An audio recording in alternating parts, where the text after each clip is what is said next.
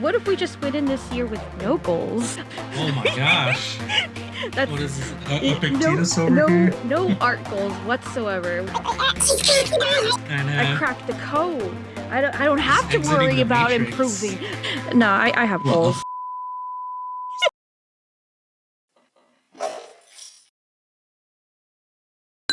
Hello, welcome back to another podcast with Perry, Friendy, aka Already-ish, and Pilfer Pup. Thanks for joining again. We all appreciate you guys being here. And yeah, so I'm Pilfer Pup, and I do like illustration and like children's book art as well as animation. I'm trying to lean more into animation. But as of 2025, my goal is to work more on like comics and maybe some more animation too, but mostly making like more an illustrated comic. What about you, Perry? What are you working on? I am Perry, and thank you for passing the baton. Throwing the baton at you. I am an art YouTuber just like Pilfer, and I also work primarily on comics, currently specifically Webtoons. And I'm going to go ahead and hand off the baton again to Already. Oh, geez. Hello, my name is Friendy or Mufu or Already-ish or whatever you'd like to call me. And I try to animate my animated pilot, The Power of Shea, which you should totally check out on my channel. But stay here for now. And work on my webcomic too and a lot of other stuff. I have so many hands in cookie jars, and I'm not even going to mention all of them. But those two things, primarily, yeah. Which is perfect for today's topic. Because Pilfer, as he already sort of like soft launched, mentioned setting goals for this year. So yes. We are going to discuss setting art goals and art New Year's resolutions in particular, and some of our experiences in the past, how we are going to try and set stronger, achievable goals this year, and what some of those goals might be. Right? Yeah. I always have all these stories I talk about. I do like art for on my streams, or we discuss the projects on stream. And I just have never gotten around to illustrating the comic. I always do like little pieces of characters or illustrations, whereas comic work I feel is less illustration and more like storytelling through thumbnails, and some can be like more illustrative, but for the most part it's like moving the story along at like a smooth, fluid pace. I think that between your very skilled illustrations and your equally skilled animations, somewhere in the middle is comics. I think you do really well with them because, not to like turn this into sort of a kudos session, but because your animations are so expressive and then your illustrations are so good. Like you have great proportions, you have great perspective, you have great backgrounds, you have like just a great of everything. You've worked really hard on that. Right. And if you combine that with your expressiveness from your animations, I think you could do superbly at comics. Oh, thank you. I appreciate that. And that's kind of the point, is I want to combine all that into essentially like storytelling that is more edible than just like, here's a picture I drew, I hope you like it. Something to latch onto a bit more.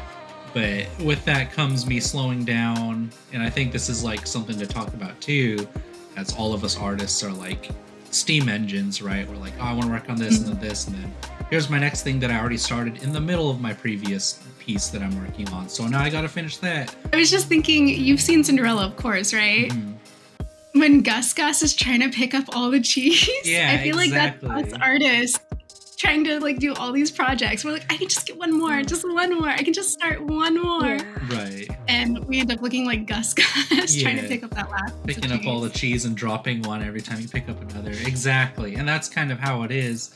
But at a certain point, you have to let the steam train run out of steam and then, start shoveling coal into it again. I don't want us to get too deep into our current goals for this year without first talking about some unrealistic goals we've set in the past and why we failed at those. Start with that and then talk about how we're going to do better this year. And since you and I have done most of the talking so far, I would love to just kind of like tee this over to, tee's probably not the right word, but I want to like, what's it called in volleyball when you... I'm going to serve it. Yeah. I'm going to serve it over to Already-ish. Oh, geez. Okay, so like failed plans. Okay, what did I have planned last year? Last year, my goal was to finish what I started. So whatever I started in the past and I still want to do, I want to do it. and I didn't do it. I did Oh no. like a little bit of it, but again, I started a new project, so that was great. My goal was to work on some animatics that I started working on and I just never finished because the voice acting for the majority of it was done, but that did not pan out. But yeah, I had to pivot on that at least a little bit and change my course of how I'm going to go about doing that. How about you guys? If I understand correctly, you're doing this animation completely independent by yourself, right? Yes. Do you think completing that within a year was a reasonable amount of... It was never a whole year. The plan was to get as much as I can get done. Probably get done with like maybe 5 scenes at most, not pre-production or whatever, just enough to be satisfied or get a majority of at least up to I guess shot 30 or whatever, and that didn't happen. I think I got up to like shot maybe 15, 10, but I work sporadically within the file so I don't get bored artistically. So 15 sounds like a lot. I know, it's an 18-minute long pilot, so yeah. I'm realizing what I can do and what I can't do, and of course I can animate it, but that's going to take another 20 years. We got to get this out soon. So that's the plan. We're going to work within our means. Time is of the essence, and I would like to move on to other projects as well, so it's probably going to be mostly like animatic. It's a weird mix of like comic dub and I don't know, man.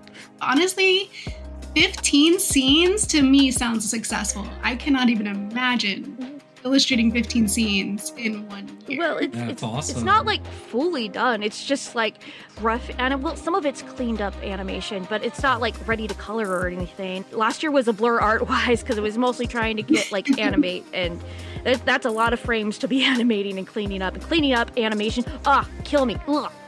Mad respect for those who clean up animation. It's doable to work on the whole animatic within like a year, but you have to be really concentrated on it. So I think I could do that this year. I just gotta get my ducks in order before that.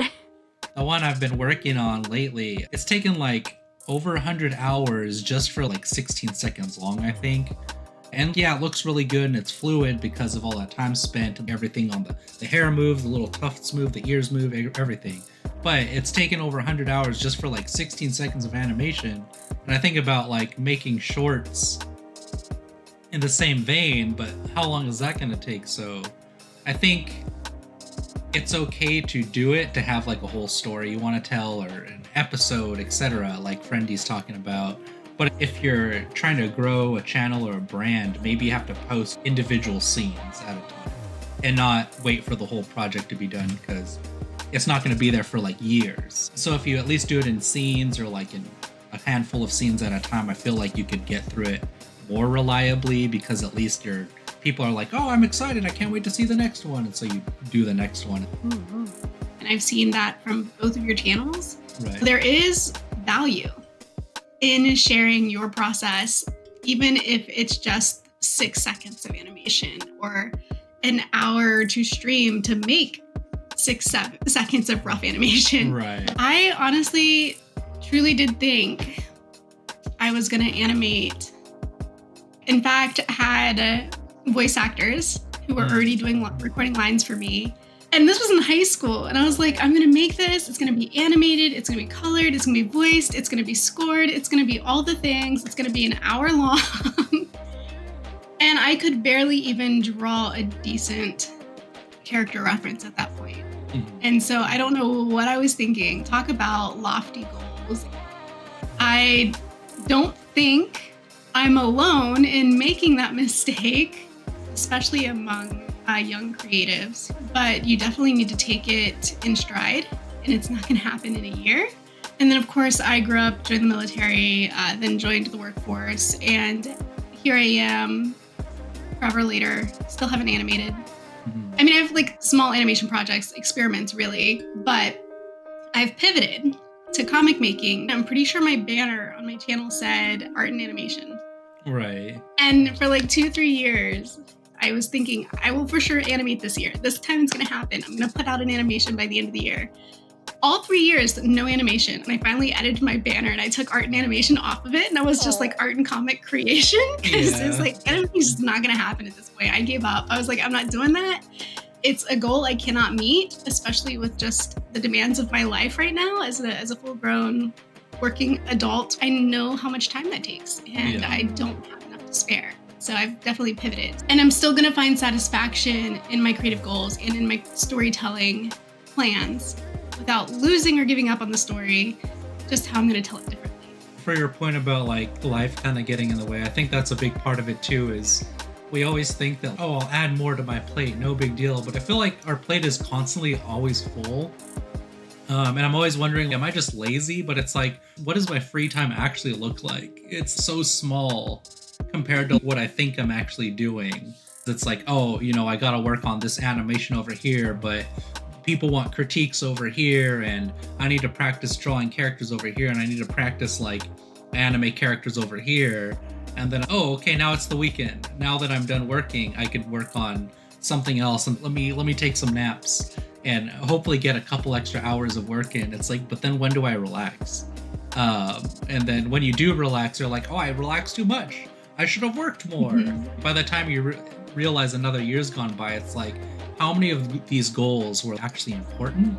And how many of them am I actually happy about? I think as creators, we're like almost cursed with these ideals of creativity. Like, we gotta do more. I gotta create more. I gotta do all this and that. And if I'm not creating, then I'm not living, which is probably true in theory, obviously. It has not necessarily everything to do with what we were just talking about. But do you feel satisfied in the work you do within a year, considering these goals that we've been setting? I think that's connected. Yeah. That's a great question to ask when you're even considering setting a goal. Right. In hindsight, are you going to still care about this once you do it? Well, not only that, but do you care about the ones you've already done? Now, if I was to use myself as an example, I think all of them, yes, in that I've practiced. And like, I like my art even more now because of all this practice I've done. So yeah, there's that. But outside of that, I haven't created anything that I'm like, let me show people at work this thing that I did because I'm proud of it, you know, and just people in general that you meet. Mm-hmm. I guess if you're not interested in sharing these things that you create, are you really proud of them? I guess that's a whole other topic. To some people, they may really like something they made, but they might have serious anxiety about sharing it.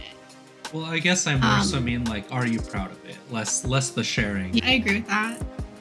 I'm going to commit a complete blasphemy here and say that in hindsight, I started as a filmmaker after the military. I love my job. I hope I do not have any reason to go hunting for a new one. I like, having a job. It's great. Mm-hmm. But in hindsight, some of the indie films that I worked on, my first one, for instance, if I went back, I wouldn't do it again. I don't want to show it to anyone at this point, but that's just the deal of making your first anything is you're not going to be proud of it by the time you make your second or third. You're not going to want to show it to anybody, but you kind of need to get it out of the way anyway, right?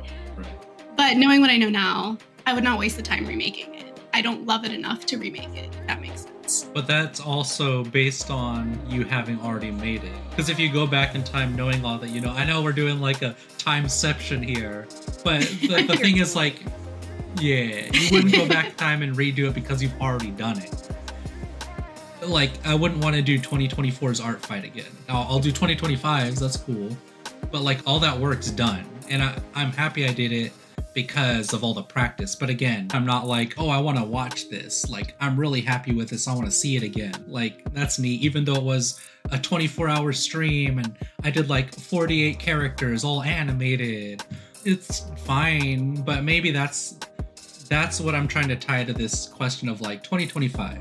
Your big lofty art goal of like this huge project you want to do. I can't wait to finish this thing by the end of 2025 so I can show all my friends. It's like, is this gonna be worth it when it's done?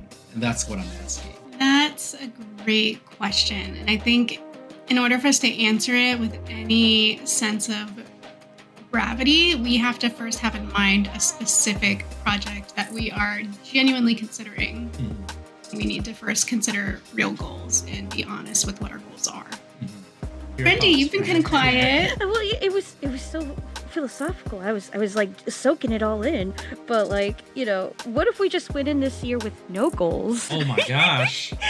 What is this? Epictetus over here? No art goals whatsoever. She's cracked the code. I know. I cracked the code. I don't have to worry about improving. I'm just gonna let the art rush over me. No, I have goals too. Mind over matter. Just work on the dang thing. Not finish it per se, but just get as much as you can done. Because I think setting any expectation, especially since I never finished them, just go for it. Don't even think about it. As long as you're getting something done, that the goal's achieved. You're gonna have to do this the whole year, and it's just like maybe I don't want to feel sick all the time and worry about, am I improving enough? Am I doing enough? So it's one of those things. But yeah. Correct me if I'm wrong, but I feel like that's the animator speaking, because with animation, it's very much nose to the grindstone for an epic length of time. I think animating is like a form of time travel, and we're just all moving in slow motion, and it's just when you work on your story, you're just seeing the characters frame by frame, so you're just living in the second for however long, and it's mind-numbing. You just want to get it done. It's a good thing that you guys are talking about like webcomics, because like I first started in webcomics and I got so much done and whatever, and it was great, but my first love was animation, so I went back to that. But my point is, I'm going back to webcomics, baby, but it's gonna tie into like the animation. So wait, whoa. I'm sorry, did you just say you're going back to comics? Yeah, well, okay, so like I got a comment the other day. Like she just dropped like that. I've been working on it. Well, how I said, how I said time travel? Well, my webcomic is kind of sort of based around time travel in space. And I thought, wouldn't it be funny? Wouldn't it be just hilarious if I went back and grabbed the rebooted pages of chapter 1 and work on that? Granted, the rebooted pages were from 16. So we're in 2023, and I've been working on it since then. The webcomic's going to be kind of spliced into my older webcomic, so it's like basically my old art style and my old art and story kind of meeting up with my newer art style, and the characters reacting to their past selves. I haven't seen anybody do anything like that. I don't know what it is, but every artist that I've ever met just hates their old stuff, but like I love my old stuff. So it's just a whole lot of plugging in which character does this and that, and I'm having a blast. They're certainly faster to create than an animation. 100%. But that is not to undersell how much work they are, because they are still an epic level of work. I think it's similar to making an animatic, depending on how detailed your animatics are, like how quickly or how nuanced the movement is that your animatic covers. It might as well be. Right. It's interesting that you're also moving back to comics from animation, because that was something that I kind of wrestled with throughout the entirety of last year. I like animating, I think it's cool, but you don't get as much product from the work that you put in. I guess you could say like technically the quality of the product is better because it's like an animation, it's like so much movement. You can see it live. Yeah, you can see it live, but like you can't really tell a story through one person animating in a smaller amount of time. You can do it over years, and that's fine, but you're not going to get as far as you could with like a comic. So I don't know, I guess you also ran into that issue too, where it's like, I want to tell this story before I'm dead. And to do that, I can't animate. Like, I can't just animate it unless I had like a team, because I think a lot of animators that do, they have like a cleanup artist, they have like a colorist, and they have like a background artist, and they're just doing the roughs. There are a very select few who are basically just savants, right? They're like a prodigy, right? Who do animate their own films, and somehow it's in full color and like it's amazing and mind-blowing. But that is not the standard.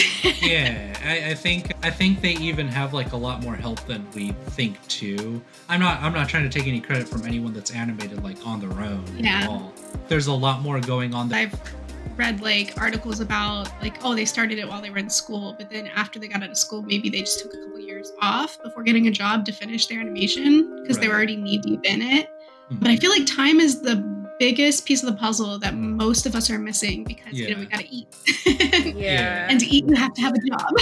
Right. And we're also, I feel, a little bit older than like people right out right out of college, whereas all of us here, I feel like, didn't go to art school, so we didn't get all this knowledge of how to be more efficient, what specifically to work for and like sell, etc. So we're still learning. And that's not to say like one's necessarily better than the other, but by no means robbing them of their work ethic, right? And all the time and energy they pour into their work. Exactly. But I do think that there's like a difference between like the two.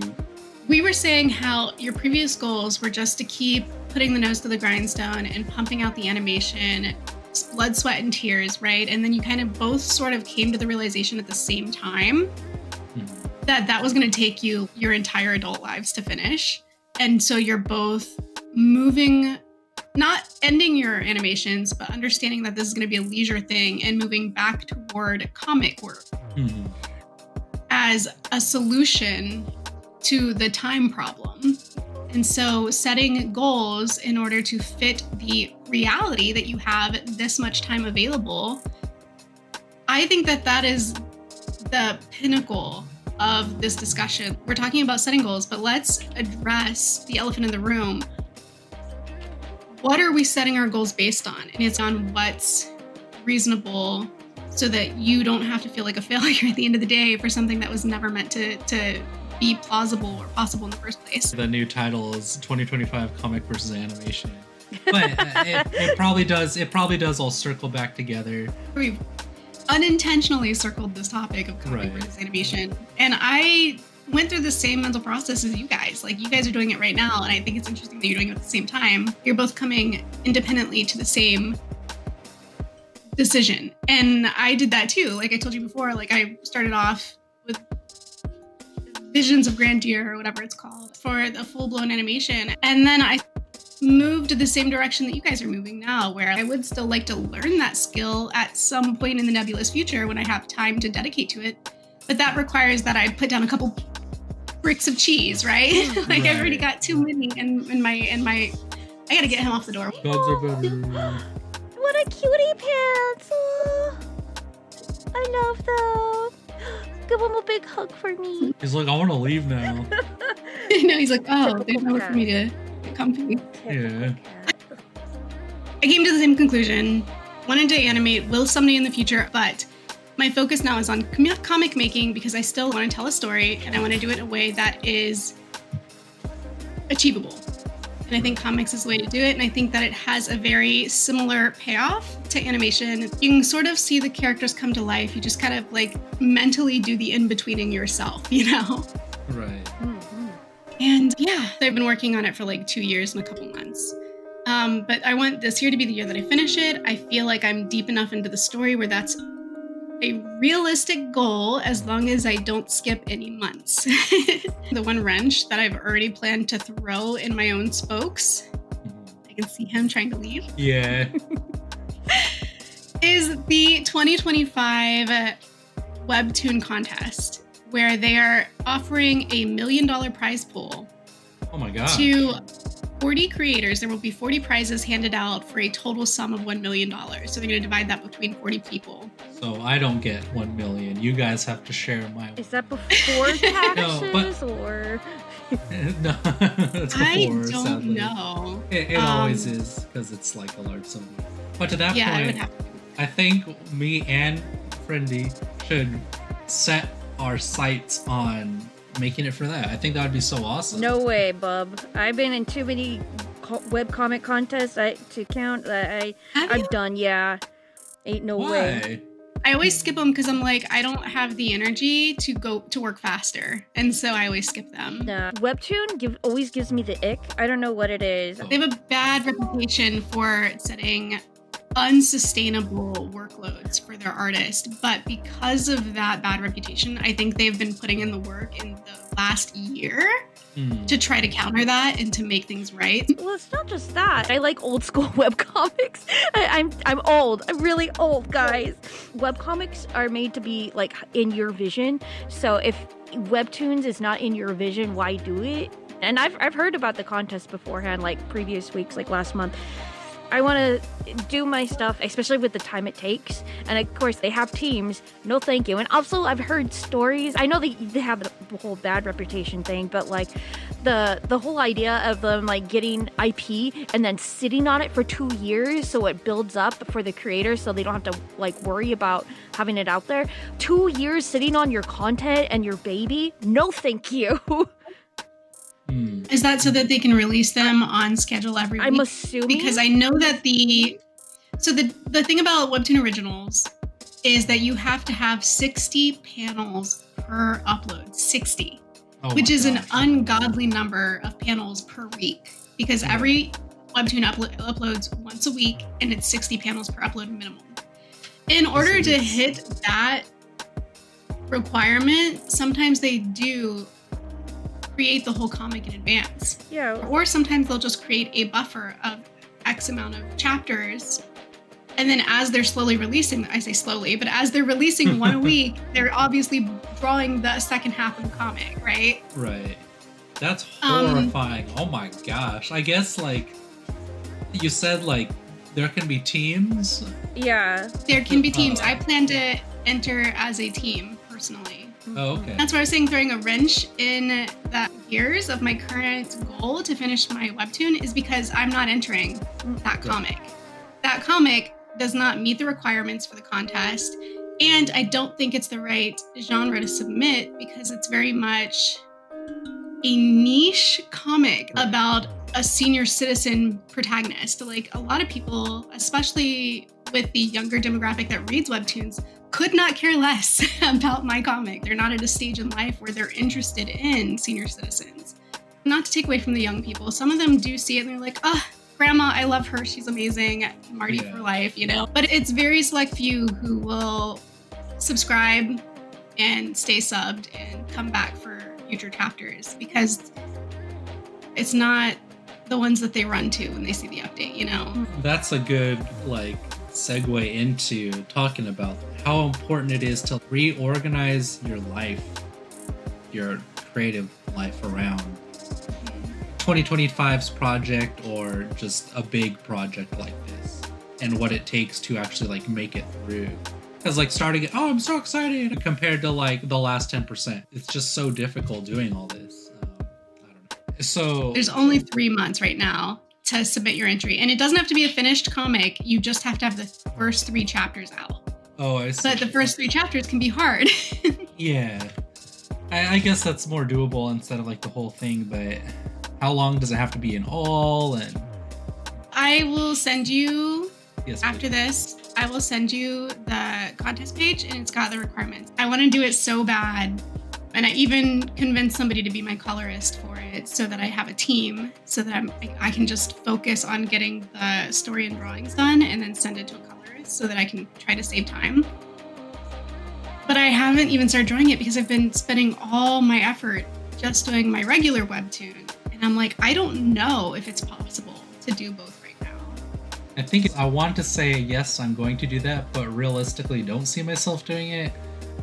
I'll try the tricks of write down your goals and write down a schedule to complete your goals and see if I can stick to it. But it's just such a scary thought of like, I mean, you gotta like book it. Right? I do think it's worth it to at least try to enter because even if you don't submit by March 10th, you're well on your way to making a new comic. Right. The more you guys are talking about it, the more I want to enter. I'm trying to think of like an IP I could like live without but still love, and I'm drawing it right now. I'm like, wait a second, I could just do that. That's easy to write for, dude. So I guess I'm entering. I guess. Yay! I wish we should do it as a team because then we would save ourselves all some time, but we all have different ideas. We all have our own IP that we want to draw and like work on. Yeah. But it's gonna be fun. I think also checking in with each other just to be like, oh, are these dates working for you? Or if you find like, oh man, this saved me so much time, we can like chat that to each other and share ideas and try to. I mean, we're all technically animators. Animators draw fast, so just keep that in mind. But fast enough. Yeah, we're animators. Yes. You're giving me a little too much credit. I don't count myself as an animator just yet. If you animated 1 or 2 frames, you're an animator. Yeah, you're an animator. Yeah. Cartoonist. There's this one artist called Potato Girl, and she works at like Cartoon Network, Nickelodeon, or whatever. She's been working on her webcomic for a very long time now, and she updates so often, but she's still working in the industry. She's still storyboarding, but she comes home and draws her webcomic with her characters. And she's always said, like, you know, if you want to work in animation and have your baby out there, you could do that. Or you could work on webcomics and your story will still be told at neck-breaking speeds as opposed to animation, because that takes so much longer and you don't even know if you're going to be picked up or not. And I've always kept that in the back of my mind, just in case I want to pivot. So Laura Inns is also a comic creator. She has a gorgeous, incredible graphic novel series called The Dreamer. It's a historical piece. This girl travels in her dreams back to the Civil War. And it's remarkable. And she's done so much study into the Civil War, and she's like really made it so interesting. That's her independent project, right? She did, obviously it's published through a publisher, but she went on to become the storyboard lead for Invincible, the Amazon series. I think comics and animation go hand in hand, and we keep seeing that with industry professionals. Yeah. I feel like it's not more like a pivot, it's more like you're crashing into it, because you're still working on the other thing too, so it's true. We're not good at putting stuff down. Yeah, no. Even for the contest, I'm like, I really should just put my current comic on hiatus, but I feel so guilty because I'm like, I've done that so many times. But now I'm like, so few people read it anyway. Does it really matter if I stop putting it out every 3 months? No, that's I the think thing. they will forgive you. Yeah, I think about that too with like my upload speed, and if I don't upload, I lose like a subscriber a month. Does it really matter in the grand scheme? It doesn't really matter until I really like dig in and say like, all right, here's my consistent schedule, here's a bunch of new content. Then you need to like keep that momentum going. But if the momentum is like a foot every week, then I don't know. I think you hit the nail on the head for me on what 2025 truly is going to mean for me personally is I want to shift my focus away from caring about, like you just said, like 1 or 2 subscribers come on, 1 or 2 go off, hyper focusing on why, like what did I do differently? It doesn't matter. It doesn't. People have their own lives. We're not the center of the universe. And when they decide to unsubscribe to something, it might be nothing to do with the quality of your work. It might have everything to do with where they are in their lives. My most viewed videos are the tutorials I did 3 and 4 years ago for art softwares. If I would just make those again, I would skyrocket views. I know that, and I'm obsessing over it. Like, I want to see channel growth, but then I don't do it. So what's the point? So this year, I want to like stop looking at that at all.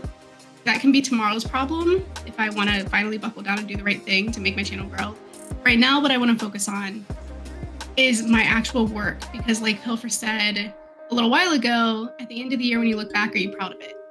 I want to be proud of it. Well, I say like over a year, what is the substantial growth of this? And it's like, yeah, I got these like new pages done, and like, but it's not a whole. Here's some meat, here's some cheese, but I don't got any bread or like lettuce or tomato. You know, it's like, what are you offering me? Like this, what is this? It's gonna be a sandwich. My point is like people want to eat a sandwich, not parts of a sandwich. And it's like, at the end of the year, are you gonna look back and see like meat and cheese, or are you gonna see a sandwich? Like, you want to see something you could be like, here. Yeah, I like that analogy. Yeah. I hate to say it, but I think for some of this, I need to come offline to get it done. Whatever it takes.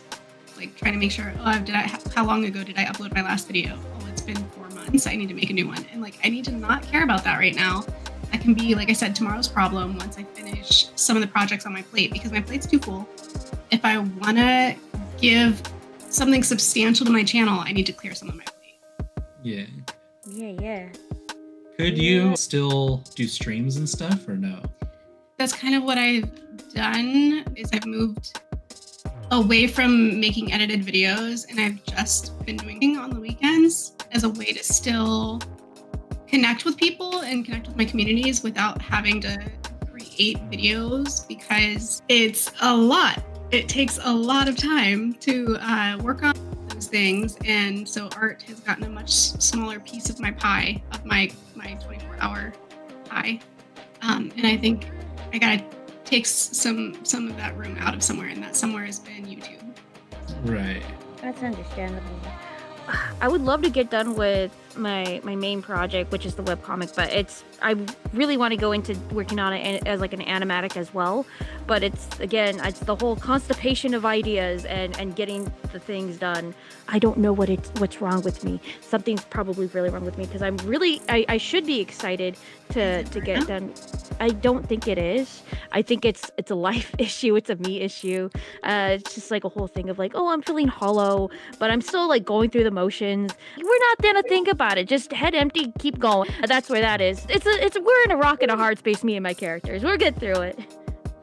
Yeah. Wow. Yeah. Well, it's interesting you talk about how you feel hollow. Because I know I feel like that often. Right now I'm doing okay, and then I have other animator art friends that feel kind of the same way. And I think it's like the childish expectation, childish as in like your younger self, your less seasoned artist self, is like, oh, I'm gonna eventually get all this skill and this like efficiency, and then I'm gonna create all this stuff, and everybody's gonna love it. Everybody's gonna see me. It's gonna be great. I'm gonna be famous. $1 million for me. But no, that's not the case. It's literally called a starving artist for a reason. And 2, it all takes a ton of time on top of whatever your life is. And I mean, every single podcast we've had this conversation of like trying to do a work-life balance, never working out the way we wanted to, and then now we got stacks of cheese in that equation too that weren't there before. It's never ending. But I think the burnout or whatever you want to call it, hollowness, is this idea of like, what is it that you actually want? Which will be another podcast. We're not going to do that now.